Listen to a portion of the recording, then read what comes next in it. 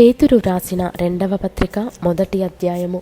యేసుక్రీస్తు దాసుడును అపోస్తలుడునైన సీమోను పేతురు, మన దేవుని యొక్కయు రక్షకుడైన యేసుక్రీస్తు యొక్కయు నీతిని బట్టి మా వలనే అమూల్యమైన విశ్వాసము పొందిన వారికి శుభమని చెప్పి వ్రాయునది. తన మహిమను బట్టియు గుణాతిశయమును బట్టియు మనలను పిలిచిన వాని గూర్చిన అనుభవ జ్ఞానమూలముగా ఆయన దైవశక్తి జీవమునకును భక్తికిని కావలసిన వాటినన్నిటినీ మనకు దయచేయుచున్నందున దేవుని గూర్చినట్టియు మన ప్రభువైన యేసును గూర్చినట్టియునైన అనుభవ జ్ఞానము వలన మీకు కృపయు సమాధానమును విస్తరించునుగాక.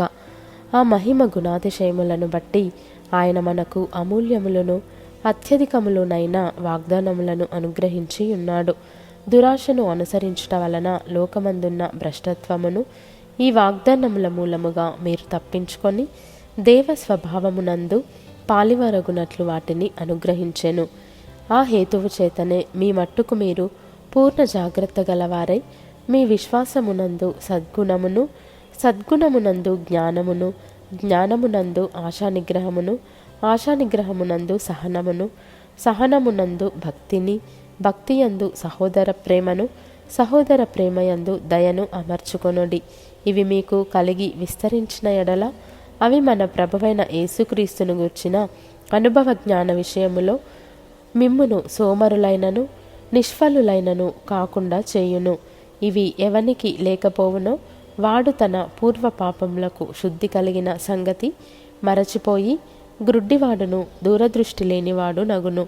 అందువలన సహోదరులారా, మీ పిలుపును ఏర్పాటును నిశ్చయము చేసుకొనుటకు మరి జాగ్రత్త పడుడి. మీరిట్టి క్రియలు చేయువారైతే ఎప్పుడునూ తొట్టిల్లరు. అలాగున మన ప్రభువును రక్షకుడునైన యేసుక్రీస్తు యొక్క నిత్యరాజ్యములో ప్రవేశము మీకు సమృద్ధిగా అనుగ్రహింపబడును. కాబట్టి మీరు ఈ సంగతులను తెలుసుకొని మీరు అంగీకరించిన సత్యమందు స్థిరపరచబడి ఉన్నను వీటిని గూర్చి ఎల్లప్పుడూ మీకు జ్ఞాపకము చేయుటకు సిద్ధముగా ఉన్నాను. మరియు మన ప్రభువైన యేసుక్రీస్తు నాకు సూచించిన ప్రకారము నా గుడారమును త్వరగా విడిచిపెట్టవలసి వచ్చునని ఎరిగి నేను ఈ గుడారములో ఉన్నంతకాలము ఈ సంగతులను జ్ఞాపకము చేసి మిమ్మును రేపుట న్యాయమని ఎంచుకొనుచున్నాను. నేను మృతి పొందిన తరువాత కూడా మీరు నిత్యము వీటిని జ్ఞాపకము చేసుకొనున్నట్లు జాగ్రత్త చేతును.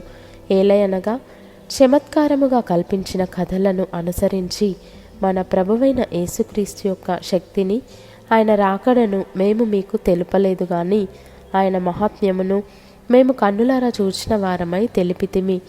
ఈయన నా ప్రియకుమారుడు, ఈయన యందు నేను ఆనందించుచున్నాను అను శబ్దము మహాదివ్య మహిమ నుండి ఆయన యొద్దకు వచ్చినప్పుడు తండ్రి అయిన దేవుని వలన ఘనతయు మహిమయు ఆయన పొందగా మేము ఆ పరిశుద్ధ పర్వతము మీద ఆయనతో కూడా ఉండిన వారమై ఆ శబ్దము ఆకాశము నుండి రాగా వింటిమి.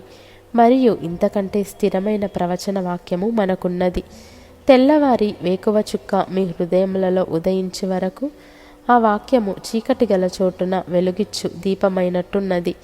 దానియందు మీరు లక్ష్యముంచిన ఎడల మీకు మేలు. ఒకడు తన ఊహను బట్టి చెప్పుట వలన లేఖనములో ఏ ప్రవచనమును పుట్టదని మొదట గ్రహించుకొనవలెను.